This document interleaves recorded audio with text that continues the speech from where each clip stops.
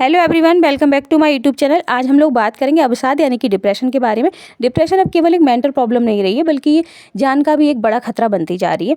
Financially problems हैं, family stress है, अकेलापन है, ये ऐसी समस्याएं हैं जो लाखों लोगों को डिप्रेशन की ओर धकेल रही हैं।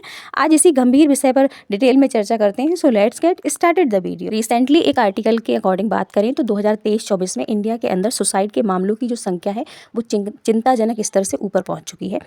एक्सपर्ट की माने तो इसके कई सारे रीजन्स हो सकते हैं।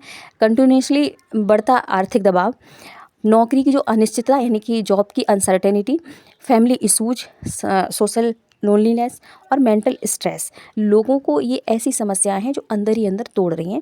सबसे बड़ी समस्या ये है कि आज भी बहुत से लोग मेंटल हेल्थ को सीरियसली नहीं लेते। लोग डिप्रेशन को अपनी कमजोरी समझते हैं और ये एक चिकित्सीय स्थिति होती है, जबकि इसको सही समय पे सही इलाज और सही सलाह से दूर किया जा सकता है। मेडिकल सिचुएशन है, ये कोई कमजोरी नहीं है। लोग इस बात को आज भी नहीं समझ रहे हैं और इसीलिए सुसाइड के मामले लगातार बढ़ते जा रहे हैं। अब बात कर लेते हैं डिप्रेशन के शुरुआती लक्षणों के बारे में।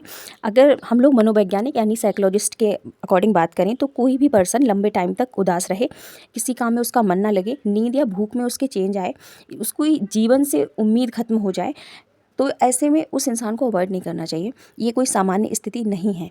ऐसे टाइम में फैमिली, फ्रेंड्स और जो समाज है उसकी भूमिका बहुत ही ज़्यादा महत्वपूर्ण हो जाती है। किसी की बात को ध्यान से सुनना, उसका साथ देना और ज़रूरत पड़ने पर एक्सपर्ट से उसका कांटेक्ट कराना उसकी ज़िंदगी को बचा सकता है। हमें ये समझना होगा कि मेंटल हेल्थ भी उतना ही ज़रूरी है जितना कि फिजिकल हेल्थ।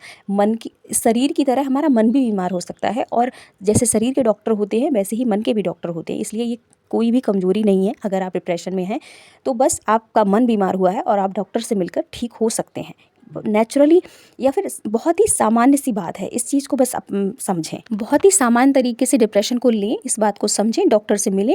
डॉक्टर आपको दवाइयाँ देगा, सॉल्यूशंस देगा और आप ठीक हो जाएंगे, आम जिंदगी फिर से जीने लग जाएंगे। फ्रेंड्स, अगर आपके आसपास ऐसा कोई व्यक्ति है जो डिप्रेशन में है तो आप उसकी हेल्प कीजिए, उसको अकेला मत छोड़िए, उससे खुलकर बात करिए, उसका हौसला बढ़ाइए और ज़रूरत पड़ने पर उसको एक्सपर्ट्स की हेल्प लेने के लिए मोटिवेट भी करिए। एक छोटी सी कोशिश किसी की ज़िंदगी को बचा सकती है, किसी की ज़िंदगी बदल सकती है, तो बिल्कुल भी पीछे मत हटिए।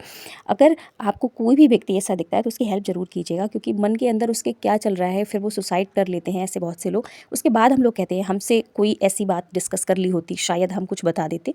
तब नहीं, उससे पहले ही अगर ऐसे कोई लक्षण दिखते हैं जो मैंने बताए हैं वीडियो में, तो उसकी हेल्प उसी टाइम पे कर दीजिएगा ताकि उसकी ज़िंदगी बच सके। और देश के लिए ये जो आत्महत्या के मामले हैं उनका स्तर इतना चिंताजनक होता जा रहा है, उसकी स्थिति को थोड़ा सामान्य किया जा सके। और ये हम सबकी जिम्मेदारी है, केवल सरकार या कुछ लोगों की नहीं।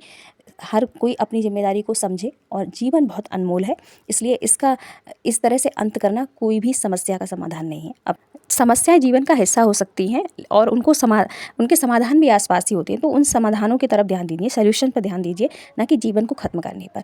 और डिप्रेशन के लिए आप इलाज लीजिए ताकि आप अपने जीवन की जो उम्मीद आपकी ख़त्म हुई वो फिर से पैदा हो सके, आपके लिए अपना जीवन अच्छा लग सके। आई होप आपके लिए ये वीडियो हेल्प करेगी। Thank you for watching. मिलते हैं नेक्स्ट वीडियो।